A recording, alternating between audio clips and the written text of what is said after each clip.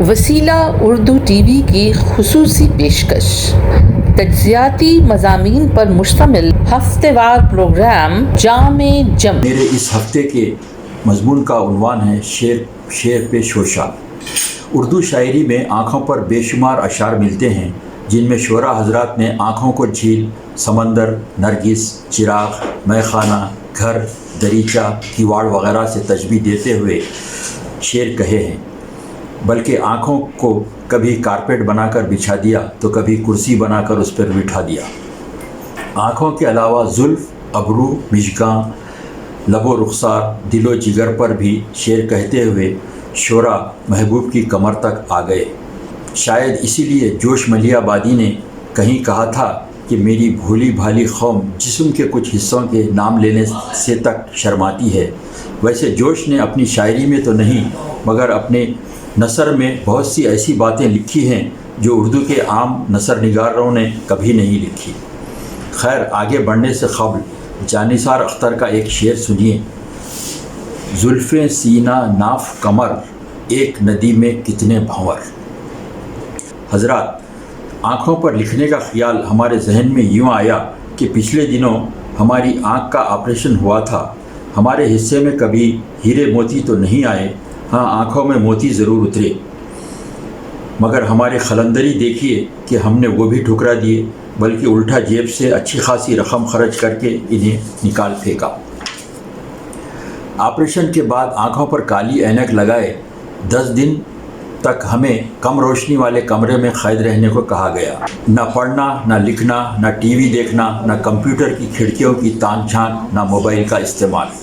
اس طبی نظر بندی کے دوران آنکھیں ہی ذہن پر چھائی رہی، رک رک کر ذہن میں آنکھوں پر کہے گئے اشعار آتے رہے اور اشعار کے ساتھ ذہن میں کچھ شوشے بھی کلبلاتے رہے، جسے ہم نے اب قلم بند کرنے کا ارادہ کیا ہے۔ چلیے اس سلسلے کو حضرت غالب کے شعر سے شروع کرتے ہیں۔ گو ہاتھ کو جنبش نہیں، آنکھوں میں تو دم ہے، رہنے دو ابھی ساغر و مینا میرے آگے۔ اس شعر کے ساتھ ہی ذہن میں مشتاق احمد یوسفی کا وہ جملہ ابھرا کہ مرد کی آنکھ اور عورت کی زبان کا دم سب سے آخر میں نکلتا ہے۔ شاید یوسفی صاحب نے اپنے اس جملے پر غالب کے خیال کی تائید کی ہے۔ ذہن میں غالب کے ساغر و مینا کے بعد اسی قبیل کا ایک اور شعر ذہن میں آیا، آپ بھی سنیے۔ پیمانہ کہے ہے کوئی میخانہ کہے ہے، دنیا تیری آنکھوں کو کیا کیا نہ کہے ہے۔ اس شعر کے ساتھ ہمیں ایک پرانا واقعہ بھی یاد آیا۔ ایک مرتبہ ہم نے ایک بلانوش شاعر دوست سے پوچھا، جب آپ کو آنکھوں سے پینے کی سہولت میسر ہے تو پھر شام ہوتے ہی شراب خانے کا رخ کیوں کرنے کی کیا ضرورت ہے؟ اس پر شاعر نے مسکرا کر کہا، آنکھوں سے پلائی جانے والی شراب تو ہے مگر وہ نان آلکوہلک ہے۔ اس پر ہم نے کہا کہ منور رانا نے تو کہا تھا کہ تمہاری آنکھ کی توہین ہے، ذرا سوچو تمہارا چاہنے والا شراب پیتا ہے۔ اس پر ہمارے شاعر دوست نے کہا کہ میں آپ کو ایک واقعہ سناؤں گا جو 2 ہم عصر شعراء کے بیچ پیش آیا۔ انہوں نے کہا کہ فی الحال مجھے ان شعراء کے نام یاد نہیں، ویسے یہاں نام کی کوئی اہمیت بھی نہیں ہے۔ قصہ یوں تھا کہ ان 2 شعراء میں ایک بڑے متشرع، متقی اور پرہیزگار تھے اور دوسرے اس کے برعکس، یعنی رنگین مزاج اور اسیر بنت انب۔ ایک روز وہ صوفی صافی شاعر نے اپنے بلانوش شاعر سے پوچھا کہ یار بتاؤ میری شاعری میں تمہاری شاعری جیسا رنگ کیوں نہیں آتا؟ تو ان کے دوست نے جواب دیا، آپ صرف اپنی بیگم کا چہرہ دیکھ کر شعر کہیں گے تو ایسا ہی کلام تخلیق ہوگا۔ اس پر ہم لاجواب ہو گئے اور خاموشی اختیار کرنے میں ہی اپنی عافیت جانی۔ خیر، آنکھوں پر سوچ کا سفر جاری تھا۔ خدائے سخن میر تقی میر کا ایک شعر ذہن میں آیا، میر ان نیم باز آنکھوں میں ایک مستی شراب کی سی ہے۔ ہم دل ہی دل میں میر کے اس شعر سے مسرور ہو رہے تھے کہ اچانک مجتبیٰ حسین کی لکھی ایک تحریر ذہن میں آئی۔ انہوں نے اپنے کسی مضمون میں گوپی چند نارنگ، جو دلی میں ان کے پڑوسی تھے، کے فرزند ترون نارنگ کا ذکر کرتے ہوئے لکھا تھا کہ ریکارڈر پر میر تقی میر کی غزل سنتے ہوئے ترون نے رک کر مجتبیٰ حسین سے سوال کیا، انکل یہ نیم باز آنکھیں کیا ہوتی ہیں؟ मुश्तबा हुसैन इस नौउम्र बच्चे के सवाल पर पहले तो सटपटाए और फिर कहा, जब तुम मैट्रिक कामयाब कर लोगे तो तुम्हें कॉलेज में नीमबाज आंखें भी नज़र आएंगी और तुम इसका मतलब भी समझ जाओगे। इस पर तरुण ने एक और सवाल दाग दिया, कहा, अंकल क्या नीमबाज आंखें देखने के लिए मैट्रिक कामयाब करना ज़रूरी है? क्या मीर तक़ी मीर मैट्रिक कामयाब थे? इस पर मुश्तबा हुसैन ने मौजू बदलते हुए कहा, अगर मीर तक़ी मीर मैट्रिक कामयाब होते तो उर्दू में शायरी क्यों करते, कोई शरीफाना पेशा इख्तियार करते। इस तरह उन्होंने कमसिन तरुण को कन्फ्यूज़ करके छोड़ दिया। खैर ये तो बहुत पुरानी बात है। तरुण अब एक अरसे से अमेरिका में बसे हुए हैं, जहां नीमबाज आंखें नहीं बल्कि नीम उरिया हसीनाएँ जलवागर रहती हैं। हज़रात, अगर आप फ़ेरुज़ुल लग़ात में आँख या आँखें लफ्ज़ पर नज़र डालें तो आपको आँखें मिलना, आँखें लड़ना, आँखें चार होना, आँखें दिखाना, आँखें लाल करना, आँखें फेरना, आँख फड़कना, आँख मिचोली, आँख बचाना, आँख मटक्का, आँख भराना, आँख चुराना वगैरह जैसे 300 से ज़ायद अल्फाज मिलेंगे। शोरा के कलाम में भी आँख या आँखों के इस्तेमाल में मुख्तलिफ आरा या फ़िक्री इख्तलाफ भी मिलता है। जैसे किसी ने आँखों को झील से तशबीह दी तो मेराज फैज़ाबादी ने इससे इख्तलाफ करते हुए कहा, झील आँखों को होठों को कमल कहते हैं, हम तो ज़ख्मों की नुमाइश को गज़ल कहते हैं। परवीन शाकिर ने आँखों को पानी का घर बताते हुए कहा, वो मेरी चश्म तर में रहता है, अजीब शख्स है पानी के घर में रहता है। तो ज़फ़र महमूद ने अपने महबूब को चश्म नम में रहने का तजुर्बा हासिल करने का मशवरा देते हुए कहा, चश्मे नम में रहकर देख, ख़तरा ख़तरा बहकर देख। हज़रात, दाग ने महबूब के तीखे तेवर और आँखें निकालने के आगे हथियार डालते हुए कहा था कि दाग आँखें निकालते हैं वो, इनको दे दो निकाल कर आँखें। इस पर अब्बास रज़वी ने आँखें देने को तो तस्लीम किया, मगर आँखों के साथ इनके ख्वाबों के चले जाने की शिकायत करते हुए कहा, तलब करें तो ये आँखें भी उनको दे दूँ मैं, मगर ये लोग इन आँखों के ख्वाब मांगते हैं। फ़िराक़ गोरखपुरी ने अपने एक शेर में आँखों को कुछ मुख्तलिफ अंदाज में बरता। कहते हैं, जो उन मासूम आँखों ने दिए थे वो धोखे आज तक मैं खा रहा हूँ। ऐसा लगता है कि इस शेर में फ़िराक़ ने उनके गोरखपुर से बरसों बाद उठने वाले फितने की पेशीन गोई की है, या फिर हम इस शेर के आईने में सबका साथ सबका विकास के नारे पर कौम के धोखा खाने की पेशकियासी भी देख सकते हैं। और झूठे वादों और धोखादही के ख़िलाफ़ मुनव्वर राना ने हालिया अरसे में अहले इक़्तिदार को इंतबाह देते हुए कहा, एक आंसू भी हुकूमत के लिए ख़तरा है, तुमने देखा नहीं आँखों का समंदर होना।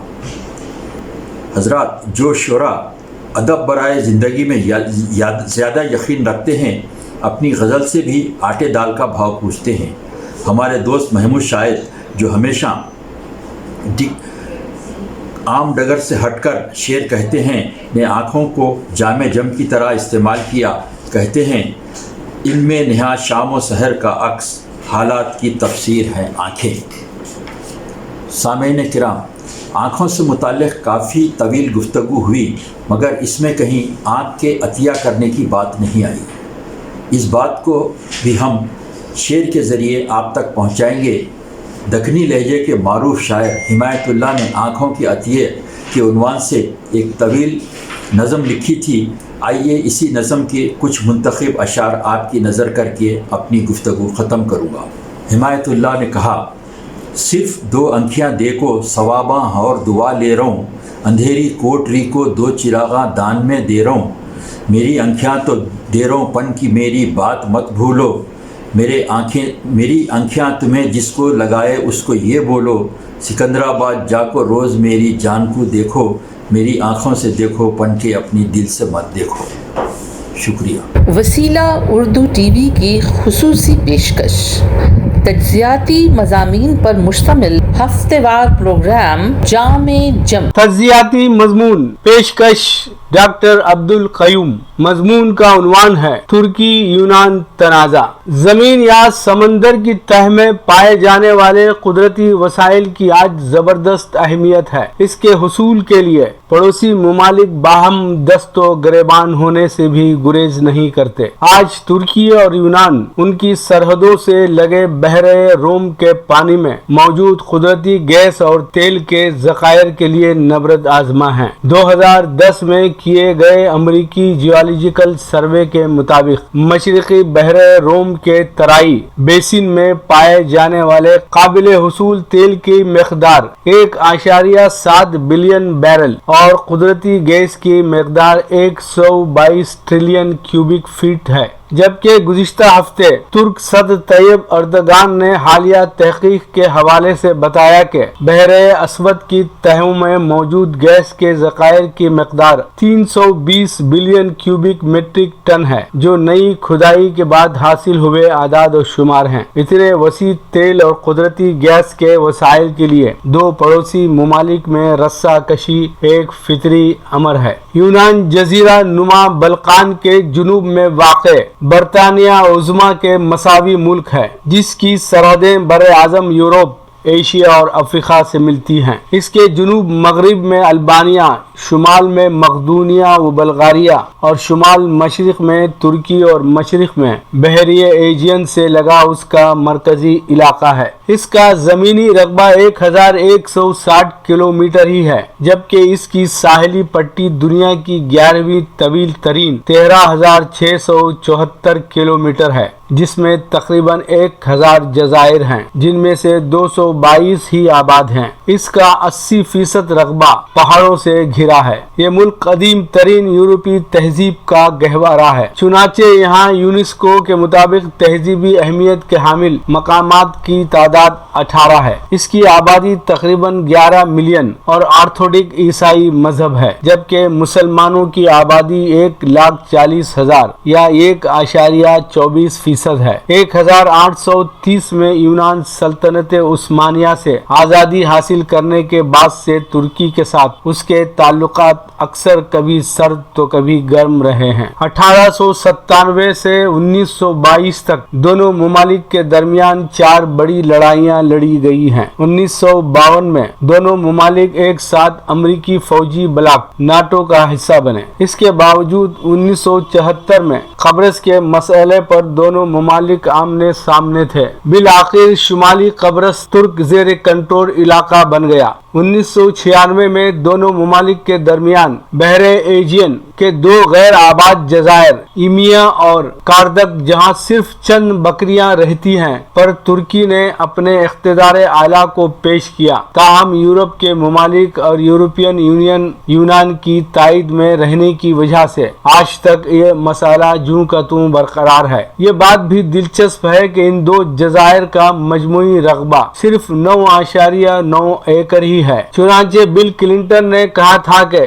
جب میرے مددگار یہ بتائے کہ ترکی اور یونان ان چٹانوں کے لیے لڑ رہے ہیں جن پر چند بھیڑیوں کے کوئی نہیں رہتا ہے، تو میں سمجھتا تھا کہ میرے مددگار مذاق کر رہے ہیں۔ جب میری بات فون پر دونوں ممالک کے قائدین سے ہوئی تو میں انہیں قائل کرنے میں کامیاب ہوا کہ ان چٹانوں کے لیے جنگ نہ کریں جن پر صرف 20 بھیڑیں رہتی ہیں۔ اس مسئلے پر بین الاقوامی سطح پر کسی کو بھی کسی کی تائید نہ ملی۔ اکتوبر 2019 میں امریکی سیکرٹری خارجہ مائک پامپیو کے پہلے دورے یونان کے موقع پر یہ واضح بیان دیا کہ امریکہ یونان کے اقتدار اعلیٰ کی تائید کرے گا۔ اگست 1999 میں ترکی میں آئے تباہ کن زلزلے میں 35,000 لوگ مارے گئے اور نقصانات کا اندازہ 29 بلین ڈالر لگایا گیا تو یونان ترکی کے لیے امداد روانہ کرنے والا پہلا ملک تھا۔ اسی طرح ایک ماہ کے اندر جب ستمبر 1999 میں یونان گزشتہ 20 برسوں میں آئے سب سے طاقتور ترین زلزلے سے دہل گیا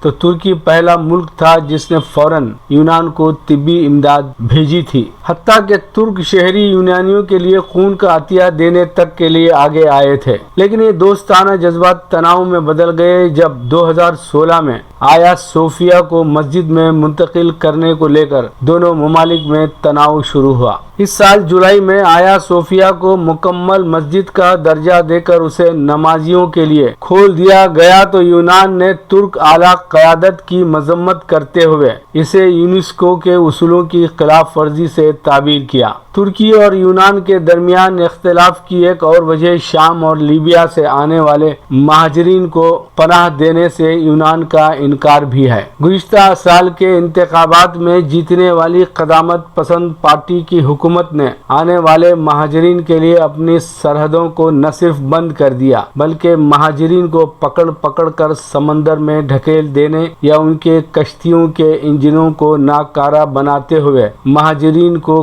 कश्तियों में बिठाकर समंदर में छोड़ देने के जुर्म का इर्तिकाब किया है। तुर्की ने इस पर सख्त एतराज किया चूँकि ये अमल बैनुल अक़वामी कानून के खिलाफ है। ऐलान नामा इंसानी हुकूक की दफ़ा 14 के मुताबिक हर किसी को अपनी जान बचाने के लिए दूसरे मुल्क में पनाह लेने का हक है। इतलात के मुताबिक यूनानी हुक्काम ने बैनुल अक़वामी कानून की खिलाफ वर्जी करते हुए अगस्त तक 1072 महाजरीन को समंदर में धकेल दिया। न्यूयॉर्क टाइम्स 14 अगस्त जो कि बैनुल अक़वामी कानून के बुनियादी उसूल नॉन रिफॉल्वमेंट के खिलाफ है, जो ये बताता है कि महाजरीन को कबूल न करते हुए उनके मुल्क को वापस नहीं किया जा सकता। तुर्की में 3.7 मिलियन शामी महाजरीन पनाह लिए हुए हैं। मार्च 2016 में तुर्की और यूरोपियन यूनियन के दरमियान महाजरीन के मसले पर एक मुआहदा हुआ जिसके मुताबिक यूनान में आने वाले शामी महाजरीन को तुर्की भेजा जा सकता है और इसके बदले तुर्की शहरी को यूरोपियन यूनियन में लिया जाएगा और तुर्क शहरियों के लिए वीजा की जरूरत नहीं होगी। अब जारी तनाज़े का आगाज 21 जुलाई से उस वक्त हुआ जबकि तुर्की ने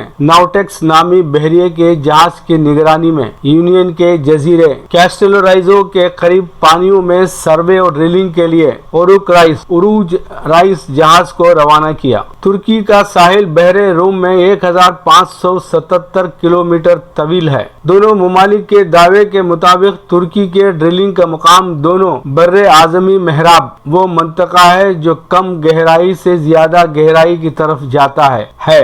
ये मंतका जो इलाकाई समंदर टेरिटोरियल सी के 12 समंदरी माइल से आगे 200 किलोमीटर या इससे आगे का इलाका होता है, जबकि कुदरती वसाइल से इस्तिफादे की इजाज़त मुतालिका मुल्क को होती है और ये दावा 350 किलोमीटर तक भी हो सकता है। तुर्की का कहना है कि मस्कूरा जजीरा तुर्की की सरजमीन से करीब तर है, इस तरह इस खित्ते पर उसका हक ज्यादा है। 16 अगस्त को मिस्र और यूनान के दरमियान मशरक़ी बहरे रूम के इलाके में मैरीटाइम जोन समंदर की वो पट्टी जिसे बैनुल अक़वामी मुआहदात और कन्वेंशनों ने मुतय्यन किया हो जिसमें साहिली ममलिकतें अपने हुकूक की अमल आवारी कर सकते हैं, बनाने के लिए एक मुआहदा हुआ और ये मुआहदा 1 साल पहले तुर्की और लीबिया के दरमियान बहरे रोम के इलाके में मुश्तरका खोज और वसाइल से इस्तिफादे के मुआहदे का जवाब था, जिसके नतीजे में मशरक़ी बहरे रोम के इलाके में मुआहदे के चारों ममालिक के बहरी जहाज एक ही खित्ते में चारों तरफ मंडलाने लगे। नतीजतन यूनानी जहाज तुर्क जहाज से टकरा गया। 1974 से शुमाली कब्रस तुर्क कंट्रोल में है और वो समझता है कि जजीरे के वसाइल पर भी उसका हक है। नवंबर 1919 में लीबिया से हुए मुआहदे से तुर्की उसके जुनूब से लीबिया के शुमाली साहिल तक के समंदर को उसके खालिस माशी मंतके का हिस्सा समझता है। मिस्र इसको गैर कानूनी समझता है तो यूनान का एतराज है कि इसके 5वें बड़े जजीरे क्रेट के मफादात का ख्याल नहीं रखा गया है, जबकि क्रेट यूनान के साहिल से 160 किलोमीटर की दूरी पर है, जबकि ये तुर्की से सिर्फ 2 किलोमीटर की दूरी पर है। मशरक़ी बहरे रोम के इलाके में तुर्की ने इस साल के अवाखिर से ड्रिलिंग का मंसूबा बनाया है और इसके लिए लाइसेंस की इजराई का अमल भी शुरू कर दिया गया है, जिससे यूरोपियन यूनियन, यूनान और जुनूबी कब्रस में तशवीश पैदा हो गई है। इस सारे वाकयात के दरमियान भला फ्रांस कब खामोश रह सकता है? चुनाचे सदर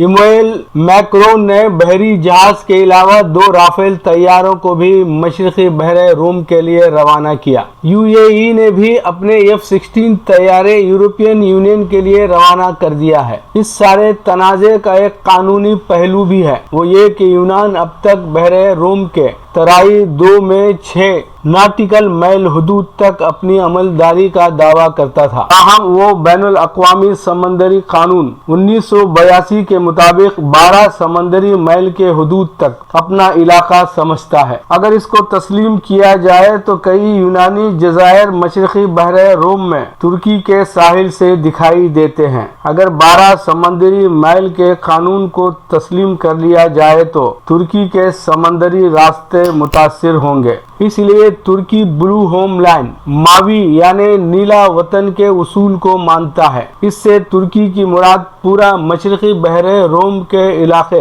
मावी वतन समंदर को अपनी अमलदारी समझता है। इसीलिए एर्दोगान ने जून में कहा था कि हम 462,000 मुरब्बा किलोमीटर के मावी वतन इलाके के तहफ़्फ़ुज़ के लिए पूरी क़ुव्वत इरादी के साथ तैयार हैं और जो भी रास्ते में आएगा हम उससे निपटेंगे। एर्दोगान के ये अल्फाज इसराइली सफ़ीर बराए अमेरिका अब्बा एबान के 1957 में एक अमेरिकी टीवी इंटरव्यू में दिए गए उन अल्फाज की याद दिलाते हैं। उसने कहा था कि बैनुल अक़वामी कानून वो कानून है जिसे बदमाश मानता नहीं और शरीफ नाफिज कर सकता नहीं।